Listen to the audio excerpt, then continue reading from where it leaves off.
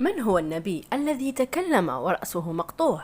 دعونا نذهب إلى عهد سيدنا يحيى عليه السلام، حيث كان هنالك ملكا من ملوك بني إسرائيل، وكان سيدنا يحيى عليه السلام قريب جدا من الملك، بحيث كان يفتيه دائما في أمره.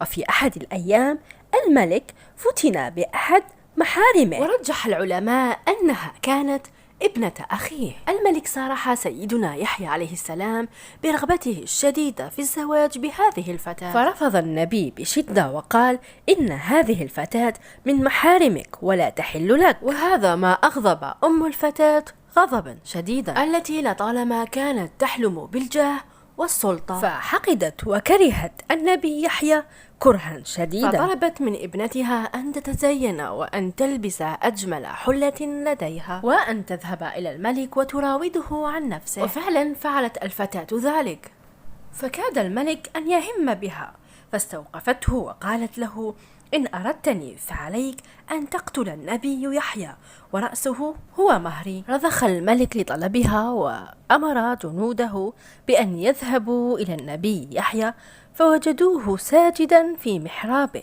فقطعوا رأسه وجلبوه وقدموه إلى تلك الفتاة، فوضعته في صينية وحملته فوق رأسها، وذهبت تجري مهرولة إلى أمها.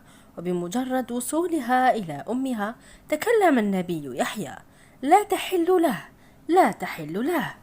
هنا صعقت الأم والفتاة، فسلط الله سبحانه وتعالى عليهم أحد ملوك بابل، حيث جاءت إليه امرأة ودلته على دم يحيى عليه السلام الذي بقي يغلي، فسأل عنه وأخبروه بقصته، فألقى الله تعالى في قلبه أن يقتل منهم عددا على ذلك الدم حتى يسكن، فقتل منهم 70,000 حتى سكن دم يحيى عليه السلام. والله أعلم منا ومنكم.